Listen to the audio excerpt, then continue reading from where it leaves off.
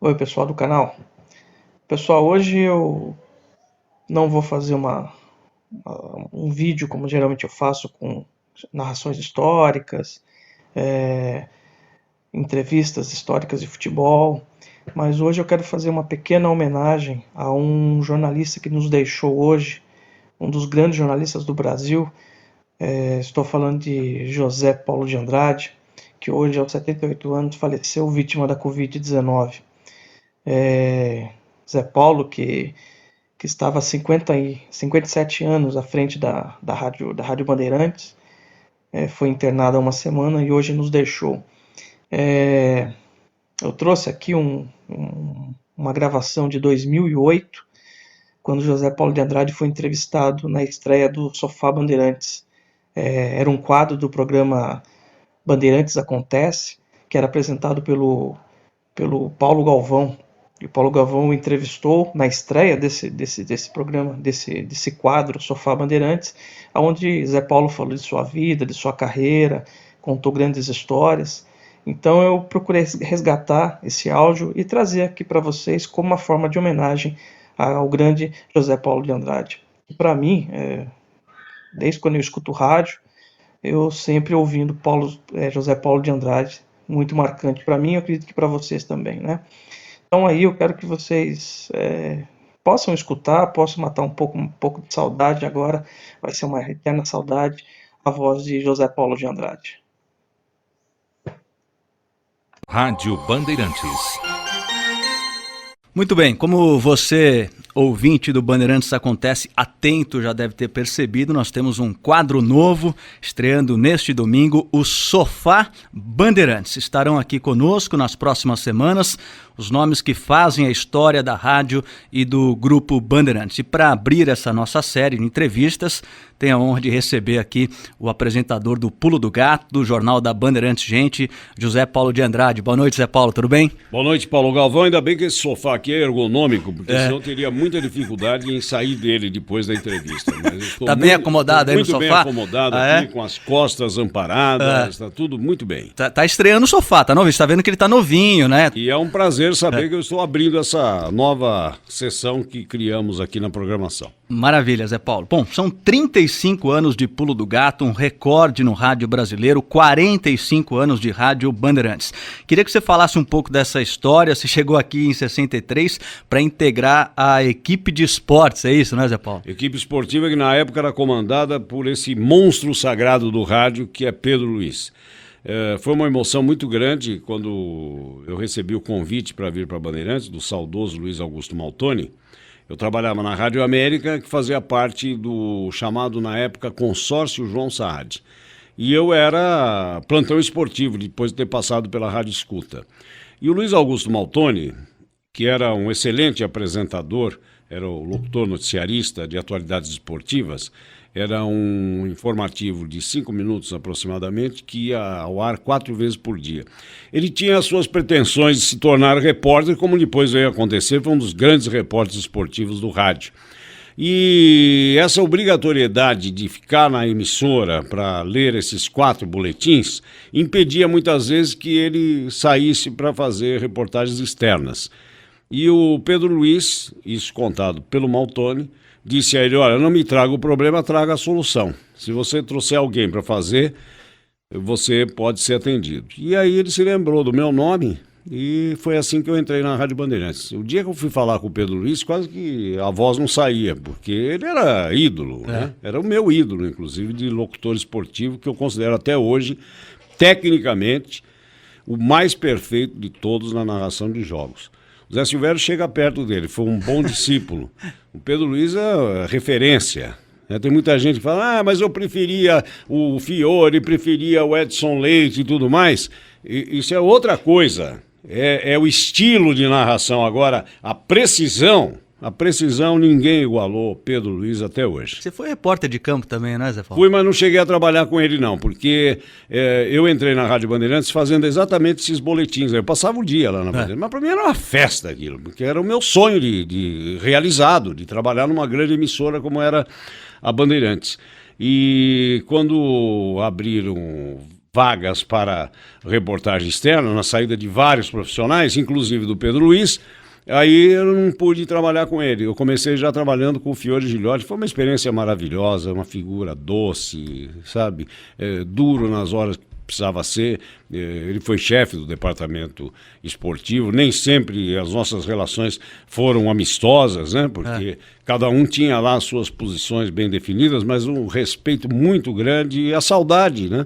Ainda agora há pouco, nas comemorações do Dia do Rádio, né, a gente não pôde deixar de lembrar dessas grandes figuras, o Hélio Ribeiro, o Fiore Gilhote. Enfim, tem muita história. Eu não sei quanto tempo eu vou ter aqui para contar, mas eu pretendo responder de maneira bem editorial. Tá bom, Zé. Queria que você falasse do período, então, que você dirigiu a Rádio Bandeirantes, o jornalismo de 77 a 94, um período aí bastante movimentado na história do país, né, Zé? Na verdade, eu não era chefe, eu estava chefe. Porque eu nunca deixei de ser profissional de microfone. E em 1994, depois de eu ter sofrido um infarto há 2 anos, eu não, como tinha as obrigações de manhã e depois tinha também à noite a televisão para fazer, eu não podia ficar aqui num bom período do dia. Eu ia, né, tinha que ter o meu repouso. E o saudoso João Saad me chamou e colocou a posição dele, que ele precisava de alguém no jornalismo que ficasse nas horas em que ele precisava conversar. E aí eu disse: seu João, vou facilitar para o senhor. Eu sou profissional de microfone, eu estou chefe. Então, se for para abrir mão de alguma coisa, eu abro mão da chefia. E foi assim que eu saí em 94, depois de 17 anos. Pegamos realmente uma fase rica. E quem podia imaginar que aquele barbudo raivoso do ABC fosse se tornar presidente da República um dia? Foi uma intuição. Nós vimos que aquilo era um movimento sério, era um movimento que vinha para ficar, para mudar as coisas. Porque até então nós tínhamos aqueles pelegos conhecidos, né, que diziam amém a tudo, e o sindicalismo era muito assistencialista.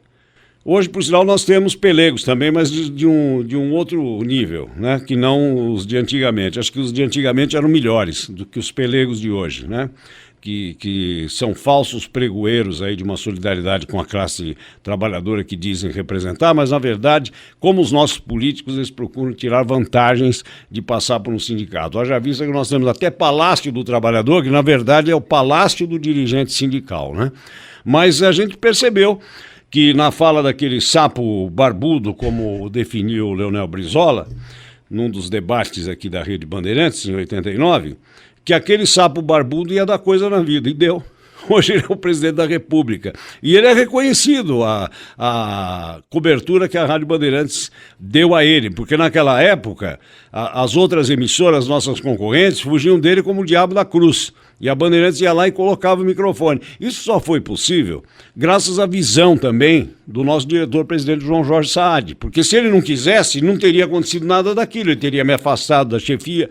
Quantas discussões nós tivemos quanto à dose da cobertura, mas ele nunca disse uma palavra contra a cobertura que nós estávamos fazendo, que mostra também que a visão dele ia além daqueles limites cercados que a repressão do regime militar impunha. Eu lembro até que vocês comentaram faz alguns meses no jornal Gente, acho que foi com relação ao Lula mesmo, que ele disse que a Rádio Bandeirantes até poderia ter salvado até a vida dele, né? Porque no momento em que ele foi preso, a Bandeirantes deu que ele estava sendo levado, não foi isso, Zé Paulo? E aí ele falou, bom, já que a imprensa deu que eu estou sendo levado pelo carro da polícia, eu tô beleza, né? Aliás, esse foi um dos momentos mais dramáticos daqueles anos de chumbo. Na hora em que se ficou sabendo, né, que ele, acho que o advogado Greenhalgh, o advogado Zé Carlos Dias tinham sido detidos, você não encontrava uma autoridade, nem o secretário de Segurança Pública, que era o desembargador Otávio Gonzaga, nem o governador, que era Paulo Maluf. Você não encontrava ninguém para falar sobre isso. Um silêncio absoluto. E a notícia vazou. Vazou e o Lula diz isso. Eu, na época, nem tomei conhecimento disso. Fiquei sabendo depois, né? Porque tem muita coisa que você não se dá conta no momento que está acontecendo. E mais tarde você toma conhecimento de que foi importante, né, o que você fez na época. Ele é reconhecido, eu já tive a oportunidade de ir a Brasília, acho que umas 3 vezes em entrevistas coletivas dele como presidente, e ele é sempre uma simpatia muito grande com a gente, e chegou até a me dizer, certa ocasião, Olha, críticas de vocês da Bandeirantes eu aceito. Ele não gosta muito de receber crítica, a vaidade dele... Aliás, o ser humano não gosta muito, né? Quando você critica. Mas o presidente disse isso, que a Bandeirantes tinha liberdade para criticá-lo por tudo que representou na vida dele como sindicalista e, claro, depois como político. Maravilha. Agora, Zé Paulo, nesses 45 anos aqui de Rádio Bandeirantes, foram milhares aí de momentos, mas daria para destacar um, assim, que foi o mais emocionante para você, o mais marcante? Também naquela época, o programa que nós realizamos em 1979, no mês de janeiro, em que se esboçava a anistia que permitiu, meses depois, que vários dos nossos exilados voltassem ao país. E nós realizamos, até foi, eu digo, com coragem, graças aos contatos do então repórter correspondente na Europa da Bandeirantes, Roberto Dávila. O Thales de Aquino era nosso chefe de reportagem aqui. Nós conseguimos realizar um feito extraordinário, que reuniu no estúdio da Radiodifusão Portuguesa em Lisboa o jornalista Flávio Tavares, que estava exilado, ele tinha ficado preso muito tempo aqui no Uruguai, e a Bandeirantes participou, inclusive, com o repórter Clóvis Messias, das tratativas de libertação do Flávio Tavares, que se encontrava doente. Hoje ele mora na Argentina. Também é outro que sempre que pode reconhece o que a Bandeirantes fez por ele. E o Leonel Brizola. Então, os dois no estúdio da Radiodifusão Portuguesa lá. Nos estúdios aqui em São Paulo, imagine só, o Mário Covas, que estava recuperando os direitos políticos, e o Sapo Barbudo de São Bernardo do Campo. Estava aqui nos estúdios. E em Brasília, o senador Franco Montoro. Um debate. Veja, então. Nós fizemos um debate que mereceu do Enfio, saudoso cartunista Enfio, na revista Isto É, um comentário. Era meio-dia e eu ouvia Brizola no rádio e não estava acontecendo nada. Começou assim o artigo do Enfio. Então, para mim, essa é a grande lembrança que tenho, entre tantas outras, né? Porque nós participamos aí das diretas já, a cobertura das diretas já foi um inferno para os jornalistas e graças à Rádio Bandeirantes nós oferecemos às autoridades que impediam a transmissão direta, uma alternativa para que pudéssemos informar. Qual era essa alternativa? Era acompanhar os votos e fazer, resumidamente, os boletins dando o placar. O placar, inclusive, foi favorável às diretas, só que não atingiu o quórum que seria necessário, já que o governo tinha a maioria no Congresso. Também foi outra cobertura marcante nossa. E a lenta agonia do presidente Tancredo Neves. Foram 38 dias. Exigiu muito da equipe, mas a equipe nossa era valente, briosa como a de hoje. Então, nenhuma saudade quanto à capacidade profissional, porque a Bandeirantes é uma escola e essa escola gera grandes profissionais sempre. As novas gerações estão aí e eu tenho muito a aprender com elas e tenho de acompanhar para não ser atropelado. Claro. Zé Paulo, se você pudesse voltar no tempo, você mudaria em alguma coisa o rumo da tua carreira? Mudaria e é um conselho que eu dou sempre para quem está começando. Definam logo o que querem. Não fiquem fazendo de tudo, porque você acaba fazendo tudo mais ou menos. Nunca faz tudo bem. Então eu comecei aqui, eu fazia esporte, eu fazia jornalismo, eu fazia rádio e televisão, e não tinha praticamente tempo entre uma atividade e outra. Tanto é que durante 10 anos eu não tive folga, eu trabalhava de segunda a domingo, porque quando eu folgava no jornalismo eu trabalhava no esporte. Então eu não me dediquei naqueles primeiros tempos nem ao esporte nem ao jornalismo. Eu poderia ter continuado a minha carreira como locutor esportivo, que era uma coisa que eu gostava, mas eu não tinha disponibilidade de tempo para viagens, por exemplo. Então, eu tinha que fazer viagens de tiro curto, né?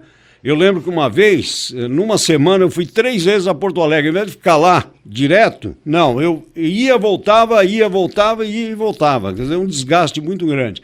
Então, o que eu voltaria atrás era isso, definir logo o que eu queria fazer, e seria o jornalismo. E nessa história de trabalhar de segunda a segunda, é claro que a questão familiar deve ter sido prejudicada, né, Zé Paulo? Você pensa nessa questão assim ou não? Eu não sei, na época eu não tinha filhos ainda, então, certamente para a esposa pesou. Mas depois, quando nasceu o meu primeiro filho, hoje ele está com 31 anos, e foi aí que eu saí do esporte. Eu pedi ao diretor artístico da época, o Hélio Ribeiro, que me poupasse disso, porque senão eu não teria tempo para acompanhar, né, o crescimento do bebê, né, que hoje está com quase 1,90 m, né? E aí eu saí do esporte. E foi aí que eu defini realmente. Eu já fazia o Pulo do Gato na época, isso foi em 77, já há 4 anos eu fazia o Pulo do Gato. E fazia televisão também, eu era apresentador do telejornal da televisão. Foi aí que eu defini mesmo o meu caminho pelo jornalismo. Mas até chegar aí, foram 14 anos que eu fiquei fazendo um pouco de tudo. E você se formou em Direito também, não é, Zé Paulo? Também formei em Direito. Chegou a pensar em fazer advocacia ou não? Eu cheguei a advogar, eu considero esse período aí de advocacia social, né? Eu praticamente só recebia o dinheiro das custas, né? Honorários meu, que é bom. Eu acho que só num caso lá que eu vi, que foi numa causa trabalhista. Era uma advocacia social. Mas o meu ingresso na Faculdade de Direito se deu exatamente quando eu começava em rádio. Eu estava na Rádio América em 1962. E, sinceramente, era o meu sonho trabalhar em rádio. O curso de Direito eu fazia do jeito que dava. Cheguei até o 3º ano, na São Francisco, né? Passei no primeiro vestibular que eu prestei, eu passei. E quando chegou em 65, eu já estava fazendo pela 3ª vez o 3º ano. Veio uma lei do regime militar. Se eu fosse mal intencionado, como alguns que não têm respeito pelo dinheiro público, eu teria entrado agora com um processo na bondosa Comissão de Anistia do Ministério da Justiça, porque eu fui jubilado. Então eu fui um perseguido da ditadura militar odienta, né? Que fazia o jogo do imperialismo yankee. E eu, se fosse mal intencionado, como alguns que entraram com processo, eu teria também entrado com processo para dizer que eu poderia ter sido um brilhante advogado e fui impedido pela ditadura, né? Mas não foi isso que aconteceu. É que eu estava muito envolvido com rádio e não tinha tempo para os livros de direito. E aí eu tentei, né? A minha última tentativa foi estudar à noite. Só que chegava à noite, eu estava num prego danado, eu dormia na aula. E uma vez eu acordei com o professor Silvio Rodrigues, grande mestre do Direito Civil da São Francisco, de dedo em riste, me fazendo uma pergunta sobre o que ele tinha acabado de falar. Eu quase caí da casteira. E os colegas caíram naquela risada, mas não dá. Porque o sono é invencível, né, Paulo Galvão? Por isso é uma recomendação que a gente sempre faz para os motoristas, né? Na primeira piscada que você der, pare o carro porque você não vai resistir ao sono. Então, numa sala de aula, viu, e com um assunto pesado, né, como o curso de Direito, não tinha sono que aguentasse. Já que a gente está falando de sono, Zé, às 6 horas da manhã, em ponto, você está todo dia abrindo o Pulo do Gato e eu acredito que muitos dos seus ouvintes nessa hora ainda estão na horizontal, né? Estão deitados na cama ali, acordam com o Pulo do Gato. Como é que é essa rotina de acordar? Que horas que você acorda? Há 35 anos, não é, Zé, nessa rotina? Como é que é, hein? Olha, acho que cada um de nós tem um fuso. Eu funciono bem de manhã. Depois, mais ou menos, à noite. Esse intervalo que medeia o almoço e o que seria um lanche rápido à tarde, entre 2 e 4 horas da tarde, eu sou nulo, absolutamente nulo. Eu não consigo pensar nisso. Tira uma sonequinha assim no começo da tarde? Não? Sim, isso depois até do problema cardíaco me obriga, né? A dar uma espichadinha, pelo menos. Não digo que durmo, porque à tarde, com o barulho todo da cidade, é complicado você pegar no sono, né? Mas dou uma descansada. Mas o meu fuso é matutino, principalmente. Desde os tempos de escola. Eu não tenho dificuldade para acordar. Já tive, quando eu era mais jovem, 18, 19 anos, lógico, a gente tem um sono pesado, né? E eu me lembro que quando eu comecei a trabalhar, eu estava no 3º ano clássico do Liceu Pasteur. Isso foi em 1961. Então eu trabalhava na Rádio América, o meu horário era ingrato, era das 19 à 1 da madrugada. E na época não tinha carro, eu dependia da condução. Então eu tinha que sair um pouco antes, às 15 para 1, para pegar o ônibus na Rua Maria Paula, que a América ficava na Consolação com a São Luís. Ali na frente de onde é o edifício Os Arvos, né? uma das pistas da Consolação. Tenho saudades daquele tempo lá. São Paulo era outra naquela época. E eu ia pegar o ônibus na Maria Paula, andava alguns metros, né, da Rádio América até lá. E chegava em casa mais ou menos 1h20, 1h15 da madrugada, e minha mãe de plantão lá me esperando, né? E muitas vezes eu cheguei a me irritar com ela, né? Eu chegava cansado, ela estava me esperando lá com a sopinha, coisas de mãe, né? Que saudades daquilo também, viu? Aquela história, mãe enche o saco, mas como é bom ter mãe, viu? Eu sinto Tô falta. lembrando daquele comercial que entra de vez em quando aqui na Bandeirantes, que a mãe pergunta, quer um leitinho, né? Mais ou menos isso que fala pra moça que ligou, que ela é a mulher, né? A mulher, né? E a mãe. Quer um leitinho? E aí eu entrava no Pasteur às 7h15 da manhã. Ia dormir quase 2 horas, jovem ainda, 18, 19 anos, tinha um sono incrível. E a minha mãe, sabe o que ela fazia? Ela conseguia me pôr sentado na cama e entrava por trás das minhas costas para que eu não fosse pro travesseiro de novo, né? Tanto é que quando eu terminei o curso clássico, você tem que dividir o seu diploma comigo. E tenho mesmo. Nossa, quanto ela sofreu para isso. Porque, às vezes eu acordava, quando ela começava a chorar, ela ficava desesperada de não acordar. Mas depois, com o passar dos anos, a gente vai tendo necessidade de dormir menos, né? Hoje, por exemplo, sabe, 15 minutos você deu uma cochilada já representa horas de sono quando se é jovem. Eu não tenho dificuldade não, e principalmente no frio, que você tem que ser mais rápido. Então no frio eu não titubeio, porque no calor ainda você fica mais 5 minutos e tal, né?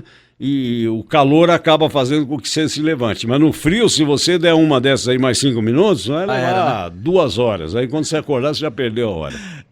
São raras as minhas faltas nesse horário da manhã. Faz muito tempo que eu não chego atrasado. Eu chego sempre em cima da hora, mas atrasado não. Zé, queria que você falasse um pouco do teu contato com os ouvintes. Como é que você responde aos e-mails? Como é que é o seu contato? Respondo. Eu acho que isso faz parte da vida de todos nós, né? É importante o comunicador sentir o pulsar, né, do seu ouvinte. E eu me esmero nas respostas. Não só aquelas que vêm com mensagens favoráveis, mas eu recebo muita crítica. Hoje o ouvinte não se limita a ouvir. Quando eu comecei em rádio, até que era assim, o ouvinte era ouvinte mesmo. Hoje não, hoje ele é falante, ele é participante, ele não aceita, ele questiona a sua ideologia política. E nesses tempos em que a esquerda toma conta de toda a América Latina, eu me sinto nos anos 60. Esses discursos que eu estou ouvindo aí, Hugo Chávez, por exemplo, era discurso de Fidel Castro no início da Revolução Cubana. Então eu estou me sentindo em 2008 como se estivesse lá naqueles idos de 60, 62, 63, né? Pré-revolução de 64.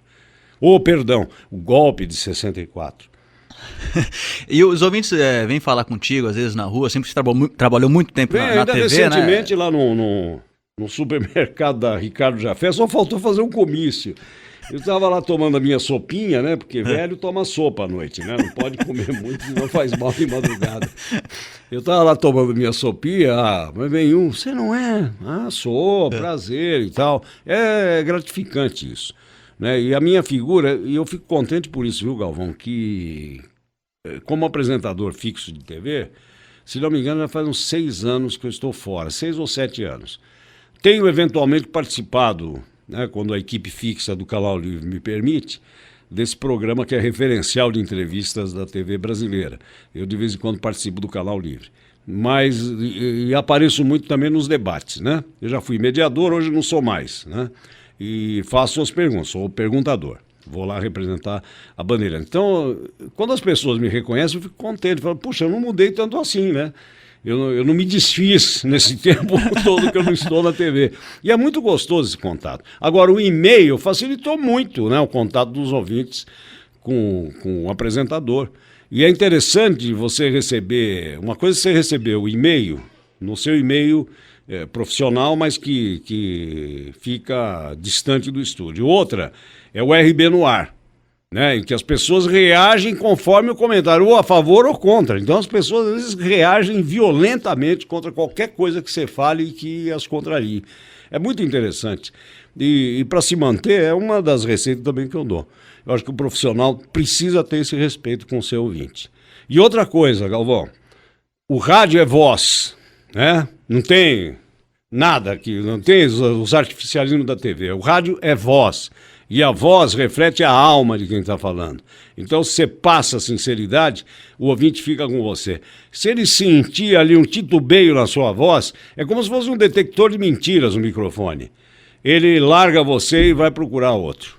Agora, já que você está falando em voz, alguma vez já te reconheceram pela tua voz? Você chegou no banco assim, opa! Essa voz eu conheço, às vezes não identifica que profissional. Você trabalha em rádio, eu já ouvi em supermercado, inclusive lá no Pastorinho da Vila Mariana, outro dia no balcão de frios, o rapaz falou assim, eu estou conhecendo sua voz, você trabalha em rádio? Falei, ó, que ouvido bom que você tem. Maravilha, a gente está com o Zé Paulo de Andrade aqui no Sofá Bandeirantes, o quadro que está estreando hoje aqui no Bandeirantes Acontece, e nós vamos voltar daqui a pouquinho. Zé Paulo, eu queria que você falasse daqui a pouquinho no nosso segundo bloco, que notícia você mais gostaria de dar, daqui a pouquinho. Muito bem, voltamos aqui com o Sofá Bandeirantes, quadro que está estreando hoje aqui no Bandeirantes Acontece. O nosso convidado é o José Paulo de Andrade, apresentador do Pulo do Gato e também do Jornal da Bandeirantes. Gente, Zé Paulo, antes do intervalo, né, a pergunta foi a seguinte, né? Que notícia você mais gostaria de dar aqui no microfone da Rádio Bandeirantes, Zé Paulo? Olha, tem algumas notícias, mas principalmente nesse momento que se questiona tanto o político brasileiro, eu gostaria dessa aqui, ó. Políticos brasileiros devolvem dinheiro recebido por sessões extraordinárias. Seria uma ótima notícia essa. A outra, fisco reconhece que salário é rendimento e não renda e permite deduções e abatimentos de despesas com medicamentos, empregados domésticos, etc. Tudo que o contribuinte gasta e que não fica com ele. Essas são duas notícias que eu gostaria de dar. E Zé Paulo, qual foi a notícia que você deu aqui na Rádio Bandeirantes com maior tristeza? Você lembra disso? Eu lembro, foi a morte de Salvador Allende em 1973, que causou até uma certa preocupação aqui na casa, porque 1973 era a era Médici do regime militar.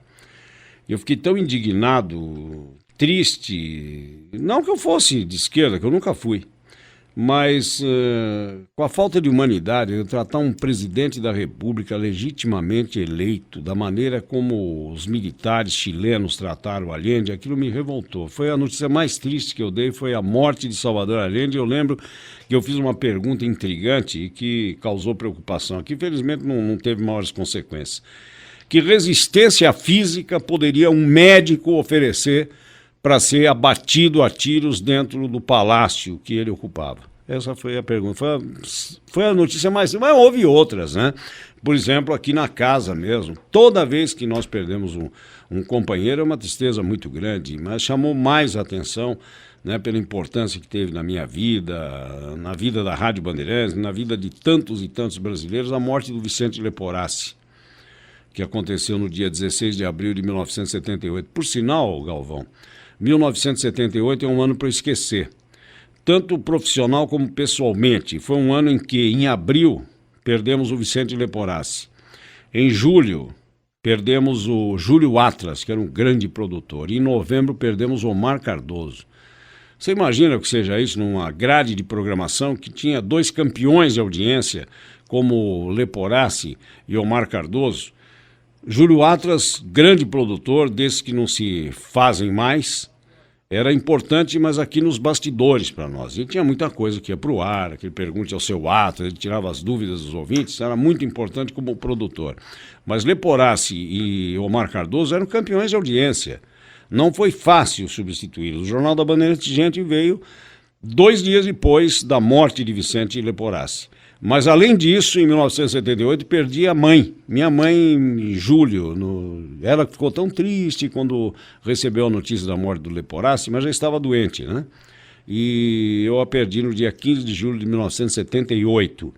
E Júlio Atlas faleceria 12 dias depois, dia 27 de julho. Eu guardei essas datas aí, que são datas marcantes na minha vida. Quer dizer, 1978 foi um ano muito triste para todos nós aqui da Bandeirantes e para mim em particular, até com o acréscimo dessa perda familiar, viu? Mãe faz falta, Galvão. Nossa, quantas vezes... Felizmente ainda tenho a minha. Então curta bastante, viu? Beije bastante, abrace bastante, diga que ela é importante, porque muitas vezes o filho não quer dar o braço a torcer, né? Ele não quer se mostrar dependente da mãe, né?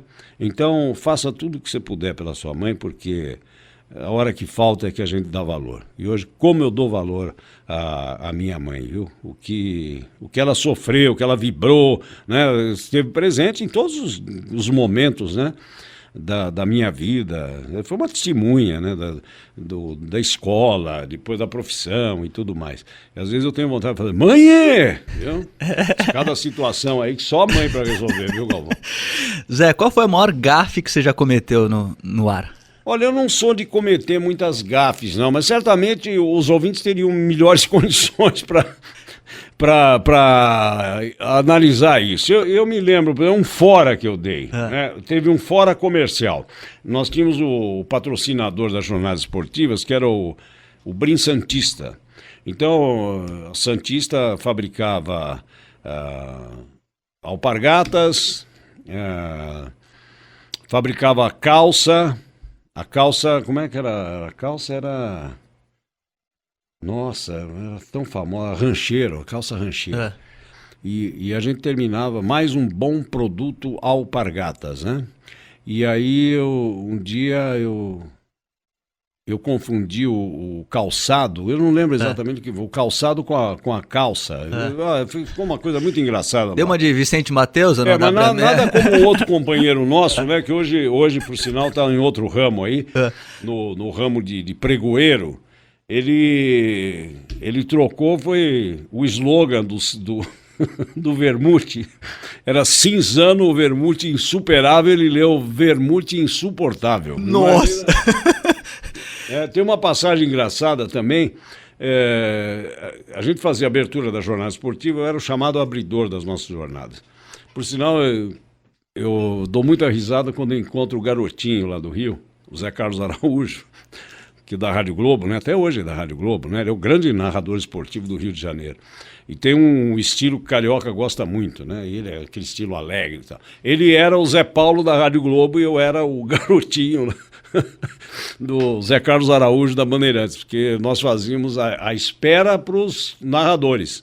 Ele no Rio para o Valdir Amaral e para o Jorge Cury, eu aqui em São Paulo para o Fiore Gilhote. A gente dá muita risada, mas depois que fazia essa abertura da jornada, a gente ficava atrás do gol, tanto é que um dos momentos aí do rádio que foram revividos está o gol do Pelé, né, o milésimo gol do Pelé, que eu tive a oportunidade de falar logo após que eu estava lá no campo. Eu não era o repórter ali, mas estava cobrindo aquela meta no jogo. Tinha feito a abertura, estava cobrindo a meta. E depois a gente ia, quando viajava um repórter só, a gente ia para o vestiário também fazer às vezes de repórter. E um dia eu confundi o Ditão do Corinthians com o Ditão do Flamengo, que era irmão dele, né? E eu cheguei no vestiário e comecei a entrevistar o Ditão, crente que estivesse entrevistando o Ditão do Flamengo, que tinha jogado no jogo principal, e o Ditão do Corinthians tinha jogado no jogo preliminar, que era Paulistas e Carioca, um jogo até dos Corinthians Esportivos. E aí eu fazia as perguntas, eu vi que ele não estava à vontade, e eu perguntando como se ele fosse o Ditão do Flamengo. Até que chegou num ponto lá que fiz uma pergunta para ele, falei, como é que um piracicabano, né, se dá aqui no Rio de Janeiro, essa cidade grande, não sei o quê. Aí ele olhou para mim assim, o que eu falo agora, né? Ele falou assim, mas eu não sou o Ditão do Flamengo. Foi um baque, né? Aquele branco aí, eu me saí assim, falei, ó, a gafe do repórter, fora do repórter. Eu estou entrevistando um Ditão errado aqui. Aí foi uma risada da equipe. Que eu me lembro, foi o maior fora que eu dei. Maravilha. Zé, eu algumas vezes substituí o Raíssen Abac. Maravilha é porque não foi com você. Não, maravilha. O ouvinte se diverte com isso também, né, Zé?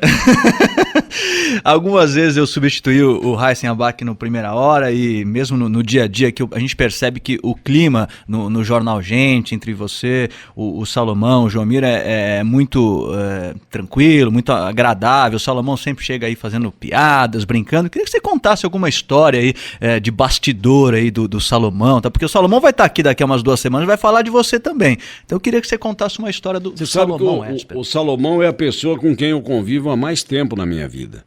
Eu conheci o Salomão quando eu entrei na Rádio América, ele era diretor. Então veja, hoje o Salomão está com 79, eu estou com 66. São 13 anos de diferença que nós temos, 12 anos e alguns meses. Na época que eu entrei na Rádio América, eu estava com 19 e ele estava com 32 anos. Ele já era um adulto, eu ainda estava saindo da adolescência, né? Então fazia diferença naquela época, hoje já não faz. E é a pessoa com quem eu convivo há mais tempo. Ele foi meu diretor na Rádio América, eu me irritava muito com ele, porque nós tínhamos um programa esportivo, e o Salomão, eu sempre disse para ele, é um locutor esportivo frustrado. Porque o que ele se liga nas transmissões esportivas, comentários, ele é capaz de falar dos comentaristas, ele pega frases dos comentaristas. Então eu dizia que ele era um locutor esportivo frustrado. Ele ficava do lado de fora, ele era diretor artístico da época, e ele ficava esperando a gente sair, e aí ele sempre anotava alguma coisa. Este é o primeiro programa esportivo humorístico do rádio, né? E eu começando, quase que eu me afundava, né, com aquilo. Mas ele tem essa verve, né, esse espírito dele, até hoje. Ele é um crítico, o Salomão. E é exigente com ele. Veja que ele é um poço de cultura. E eu louvo sempre a educação básica que ele recebeu de escola pública, em Pirassununga. Que ele sempre lembra que era tempo em que a escola pública formava realmente grandes profissionais, né, para todas as áreas aí. E o Salomão se beneficiou dessa boa escola pública. Então, em matéria de bagagem cultural, não dá nem para comparar, né? São poucos que podem se comparar ao Salomão Esper, na bagagem cultural. Ele é capaz de declamar poemas inteiros que ele aprendeu na escola e que ele lembra até hoje, né? Coisa que eu sou incapaz. E outros profissionais também não atingem. Então esse convívio com ele é sempre um aprendizado. Salomão é o meu irmão mais velho, é o irmãozão. E o Joelmir fez parte do primeiro trio do Jornal Gente, logo depois do falecimento de Vicente Leporassi. Ele participava do programa do Leporassi com um boletim gravado. E quando nós tivemos as pressas de montar um novo programa para entrar no ar, o nome dele, claro, veio, né, à mesa com o então diretor Samir Razuki, que é outro grande profissional que trabalhou 47 anos aqui na casa. Não posso esquecer do Samir Razuki. O Samir que ficou preocupado. Imagina, perde o Leporassi, o que você faz? Era um campeão de audiência, o que você põe no lugar, né? Por isso que eu sempre disse que para substituir o Leporassi, que era insubstituível, precisou de 3, né? E o Joelmir entrou nessa. Então, até 1985, quando ele saiu daqui para ir para a Rede Globo, ele fez parte da equipe e voltou... Quanto tempo depois? 20 anos depois, a formar na nossa equipe. Então é uma satisfação, uma alegria que a gente transmite todos os dias, porque não é fácil você ter profissionais como Salomão e Joelmir compondo um time, né? Então para mim também é sempre motivo de aprendizado, né? Porque ele se especializou em economia e consegue traduzir para o ouvinte aquilo que fica difícil, né, para o leigo entender. Então eu acho que é a composição ideal do programa. Muitos sentem falta de uma voz feminina. A Maria Lídia passou por aqui, grande jornalista, de muito respeito, né? Também foi um momento marcante no nosso programa, com opiniões divergentes dos ouvintes, né? Mas mostrando a repercussão. Porque a pior coisa para o comunicador, o Galvão, é passar indiferente. Quem que é mesmo? O que fez? Né? Quando você desperta a atenção e tem críticas e tem elogios, é porque você está no bom caminho. Então nós trilhamos esse bom caminho. E agora estamos com essa equipe aqui que me parece é a definitiva do programa. Até sabe lá quando Deus quiser. Zé Paulo, algum entrevistado já te tirou do sério? Olha, o Fernando Collor de Mello tentou tirar num debate aí, mas como foi caso pensado da minha parte, eu estava preparado para levar o coice. Como é que foi? Ele foi candidato, não sei se lembra, a prefeito de São Paulo, tentou ser candidato a prefeito de São Paulo. E aí depois teve a candidatura impugnada. Porque da residência, né? Que ele ainda não tinha cumprido aqueles anos todos lá de suspensão dos direitos políticos, né? Então, como ele conseguiu uma liminar para participar do debate, eu disse, amparado por uma decisão judicial, candidato, não lembro nem que partido, que sigla que era a candidatura dele, Fernando Collor de Mello. E eu senti na apresentação, quando estava apresentando... Você deu uma cutucada, né? Não, eu senti que ele teve o ímpeto de falar alguma coisa, mas como era uma sequência, ele esperou. Aí quando eu passei a palavra a ele, de novo falei que estavam parados. Eu peço ao mediador que respeite. Aí ele tentou lá, foi um momento até importante. Mas aí eu estava preparando, falei, calma, presidente, não vamos sangrar em vida e tal e coisa, porque todos estão aqui amparados pela justiça eleitoral, não sei o quê. Já vê, tirou do sério, tirou sim. Ixi, agora você vai me fazer remexer em 2 episódios aí. Um com o governador Orestes Quercia, quase saímos no tapa dentro do estúdio. Nossa. Foi horrível, tá gravado aí, tá? O Milton Parron tem isso aí no Foi em CD. debate também? Em debate? Não foi debate, não. Ele veio para uma entrevista. Ele ficou irritado com uma pergunta, que eu tinha recebido uma informação quente, e eu não vou revelar a minha fonte, de que toda a planilha do IPVA daquele ano da eleição do Fleury, toda a planilha tinha sido alterada no fim porque estava faltando dinheiro no caixa. O IPVA sempre serve para isso, porque começo de ano é difícil para o governante, né? Os cofres estão no nível baixo. E quando eu joguei isso para ele já veio querendo me pegar e ao Salomão, porque ele entendeu que numa entrevista anterior, ele achou até que tinha ido bem na entrevista, mas quando ele chegou lá fora, os assessores falaram, eles falaram umas coisas lá, sabe, buzinaram na orelha dele. Ele veio já preparado. E eu falei pro Salomão isso, antes eu avisei o Salomão. Falei, olha, ele vem para nos pegar, fique atento. Aí, quando eu pus isso do IPVA, ele começou assim, pois é, a gente trabalha o ano inteiro, secretário, não sei o quê, e aí vem o jornalista e joga isso por... Tem muito jornalista safado. Falou assim. Aí já estava preparado, né? Ele falou, como tem muito governante safado também, governador. Eu não sou governante safado, e eu não sou jornalista. Aí o Salomão... Você pega a gravação e você vê a saia justa que ficou... E o assessor dele, o Rael tremia, né? Ele falou, nossa, agora eles vão partir para a briga. Mas como todo bom político... O Quercia saiu do programa, foi até a sala do João Saad e falou pro João Saad assim, será que o Zé Paulo ficou bravo comigo? Isso 5 minutos depois, aí também eu já tinha esquecido. Eu sou assim, viu, Galvão? Saí do programa, eu apago. Mas teve esse episódio, hoje eu me dou com ele, converso, né? Ele tá aí, por sinal, com um café muito bonito aqui na Faria Lima. A gente voltou a conversar, né? Eu não digo amigo, mas somos, né, cordiais quando nos encontramos, mas quase saiu tapa. A outra vez, aí já um saudoso deputado. Eu disse uma besteira no ar aqui, essa aí eu me arrependo. Porque falava-se da CPI do futebol. Já tinha sido levantado em Brasília, né? Eu não lembro que ano foi isso aí. E aí um oportunista aqui, eu não vou dar o nome dele porque ele não está aí para a gente bater boca de novo. Ele apresentou na Assembleia Legislativa também um projeto, sabe? Porque era uma época de eleição e eu vi naquilo lá um oportunismo. O cara vai aparecer, futebol e tudo mais. E aí fomos conversando, de repente ele alterou a voz, eu alterei, e saiu um deputado de... Nossa.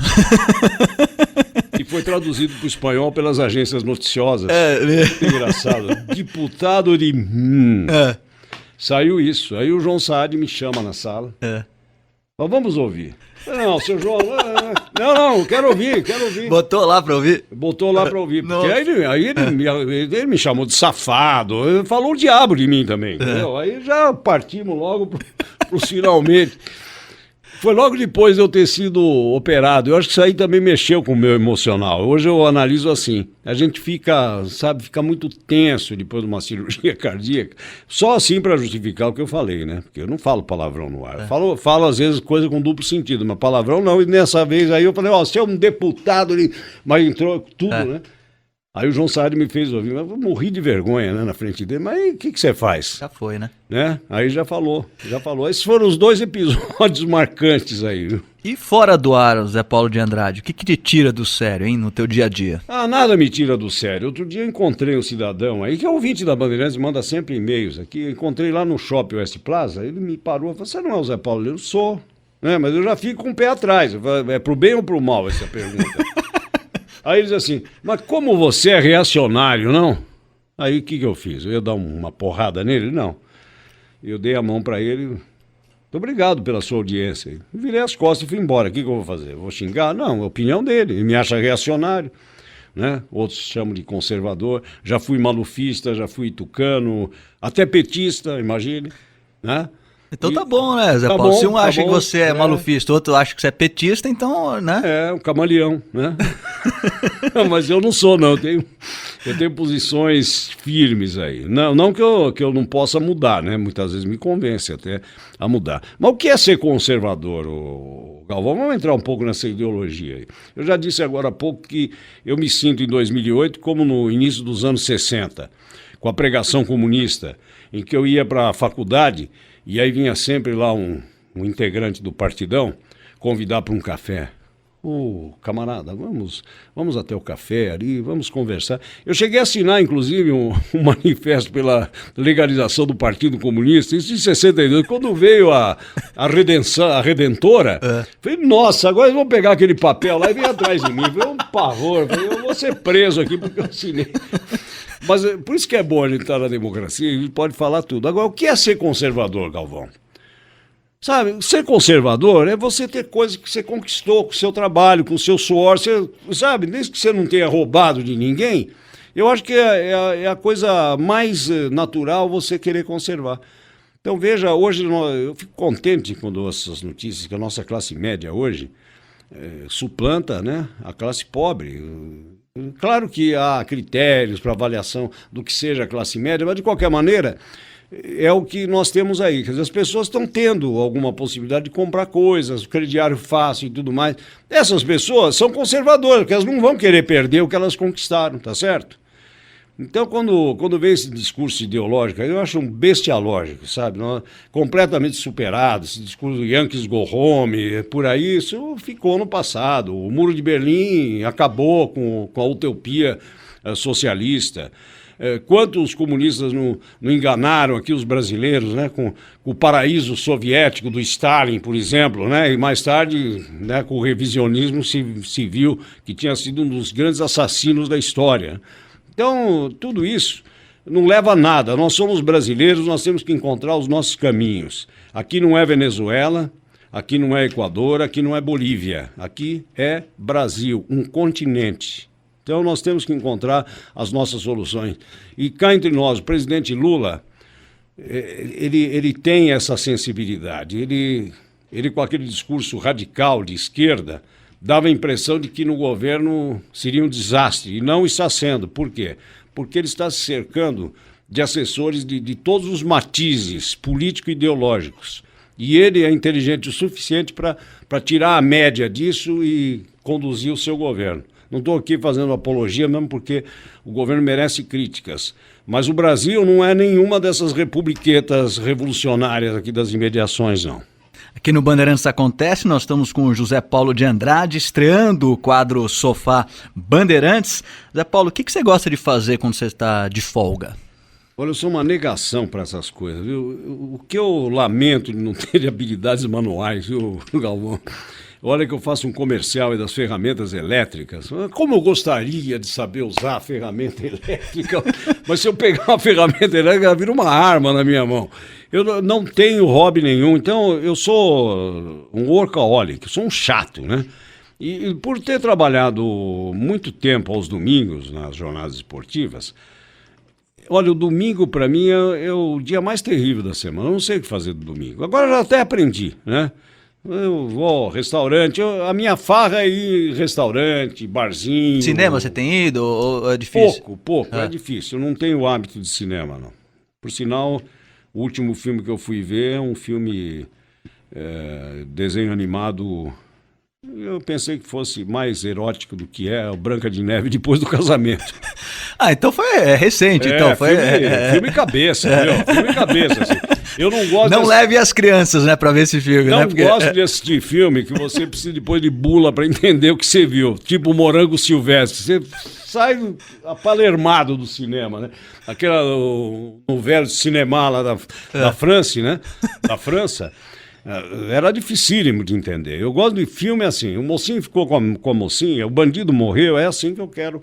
Sabe, tudo explicadinho. Não gosto de coisas que mexam com a cabeça. Acho que você vai procurar um entretenimento, a gente já sofre uma carga muito grande no trabalho com as notícias, né? É muita tragédia que o jornalismo enfoca. E hoje, então, com essa abrangência que há nessa globalização da informação, é só coisa ruim que vem. Se não é daqui, é de fora. Você não passa um instante sem ter uma má notícia, né? Então, na hora que você vai num cinema ou num teatro, você quer mais desopilar o fígado, quer se divertir, se entreter. Então é por aí, mas eu não tenho nenhuma habilidade, eu não faço nada manual. E da saúde, Zé, você está cuidando? Porque eu lembro que eu li o prefácio do livro do Dr. Nabil Goraieb, e você conta lá no prefácio do susto que você levou, você até já citou aqui, né? Tá cuidando bem da saúde aí, Zé? Dentro do possível, não digo que esteja cuidando bem. Eu precisaria, para estar me cuidando bem, perder pelo menos uns 10 quilos. É impossível hoje, né? Com a vida que eu levo, é impossível. Fazer exercício só como terapia mesmo. Não tinha o hábito do exercício. O fumo derruba tudo. Então é por isso que eu faço essa pregação aqui. Eu tenho um filho fumante. Ele está tentando largar já várias vezes. Se você quiser correr o risco da roleta russa, continue fumando.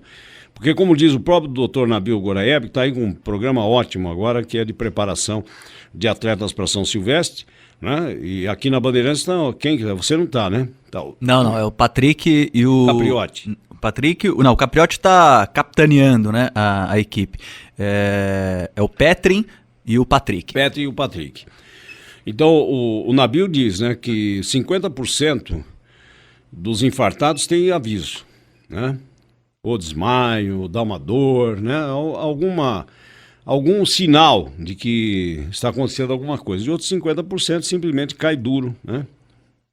E aí eu sempre digo isso, se quer correr esse risco da roleta russa, então continue fumando. Agora também tenho consciência, Galvão, que o exemplo de um não serve para o outro. Veja o meu caso. O meu pai sofreu de enfisema pulmonar nos últimos 6 anos de vida. Foram péssimos. Qualidade de vida 0 durante 6 anos. E eu o acompanhei, né, até o leito de morte. Ficava com ele no hospital e via o sofrimento dele. Isso foi em 1978, 79. Eu vim a ter o infarto fumando 3 maços de cigarro em 1992. Isto é, depois de ter visto todo aquele sofrimento dele, eu não parei de fumar. Então eu não tenho a pretensão também de querer impor, né, ao meu filho que ele faça isso. Ele precisa decidir por ele. Só assim, a hora que a sua cabeça manda, que você obedece. Não adianta os outros falarem. A experiência de um não passa para o outro. É interessante que eu lembrei agora que outro dia eu estava conversando com meu pai, ele parou de fumar. Não sei se você lembra aquela campanha que teve aqui na Bandeirantes, acho que há 5 anos, né? O Drauzio Varela. Então o meu pai, a semana passada, me falou, o dia que você encontrar o Drauzio lá, você agradeça a ele por mim. Porque meu pai fumou durante 50 anos também e parou de fumar justamente naquele programa. Foi parando aos poucos e tal. E no dia, acho que foi 1º de setembro, se eu não me engano, que era o dia marcado. Ele não esquece. Ele parou de fumar e não fuma até hoje. Agora tá difícil encontrar o Dr. Drauzio aqui na Bandeirantes. Agora, Zé Paulo, eu tô vendo aqui uma entrevista que eu fiz contigo há 9 anos, né? Em 99. Tem uma foto sua aqui. Você não mudou muito não, Zé Paulo, tá, né? Já faz 9 anos? 9 anos, ó. Com aquela criança ali do lado? Luiz Arthur Nogueira, 9 anos, aqui também. É uma pena que o nosso ouvinte não pode, né, ver essas fotos aqui, que estão interessantes, Era, né? O garoto de gravata que eu brincava com ele aqui. Menininho de gravata. Menininho de gravata. E, Zé Paulo, aqui você me disse que você continuava se desafiando diariamente. Isso continua... Na profissão. Qual que é o desafio para você hoje na tua profissão? É manter a audiência. E tem um termômetro para isso, que é o Ibope, né? Que não falha. Né? Com tudo que a gente pode até discutir, né? Sobre os critérios de aferição, não há outro instrumento senão o Ibope. E é É o desafio mesmo. E hoje a gente tem um retorno quase imediato através dos e-mails, né? E das manifestações por telefone e tudo mais. Então você sabe a que público está atingindo, o que está agradando no programa, o que não está. Eu sou rápido para fazer essas mudanças. Hoje, com o horário eleitoral gratuito, que está para terminar, né? A gente está com uma carga comercial muito, muito grande. Então não dá para fazer o esquema que eu gosto de usar no pulo. Isto é, um comercial por vez. Você valoriza o anunciante, né? E não vamos ter a pretensão de fazer um rádio sem anunciantes, porque é o anunciante que mantém o rádio no ar. Claro. E você valoriza, né? E não cansa o ouvinte. E não está sendo possível fazer isso. Então tem intervalos aí que a gente coloca 2, 3 comerciais. Mas voltando à normalidade, eu procuro sempre acompanhar isso. O Pulo do Gato não tem segredos maiores, não. Não deixar nenhuma reportagem passar dos 2 minutos. Até me lembro desse programa que era da Rádio Nacional do Rio e também daqui de São Paulo. O Nada Além de 2 minutos marcou muito. E é verdade, durante 2 minutos você presta atenção nas coisas. Depois disso começa a cansar, começa a ficar repetitivo. Eu imagino que já tem ouvinte aí que está cansado de ouvir minha voz aqui respondendo suas perguntas. E o ouvinte, sabendo que você tem essa linha no programa, mesmo que o assunto não o esteja interessando, ele fica esperando, fala, bom, mas pode vir alguma coisa que vai me interessar. Até a prestação de serviço, é notícia, é o esporte. Eu procuro variar muito o programa para ele não ficar desagradável, principalmente para quem está levantando. Aí eu estou falando do Pulo do Gato. Já no Jornal Gente é diferente, porque são comentários e tudo mais, e muitas vezes a gente se estende, mas a gente sente quando o assunto está se esgotando, sabe? Você mesmo tem esse feeling, né? Então você começa a sentir que tá na hora de mudar de assunto. E aí entra um intervalo e você muda de assunto na passagem seguinte. Zé, eu tenho certeza que nosso assunto não está se esgotando, mas infelizmente o nosso tempo está. Queria agradecer muito a tua presença aqui, abrindo esse novo quadro aqui do Bandeirantes Acontece, o Sofá Bandeirantes. E antes de encerrar, queria que isso vai ser uma regra que a gente vai manter aí para as próximas entrevistas, queria que você pedisse para a gente colocar uma música que tenha marcado a sua vida, para a gente conhecer um pouquinho do seu gosto musical e aproveitar esse final de domingo também. Nossa, você me deixa agora num... Deixa eu ver, eu vou pegar dos Beatles, Imagine, é do John Lennon. Maravilha. Zé Paulo, muito obrigado, uma boa noite e até a próxima, hein? E a satisfação de ter participado com você e ter inaugurado esse novo espaço na programação noturna de fim de semana da Rádio Bandeirantes. Obrigado, Zé.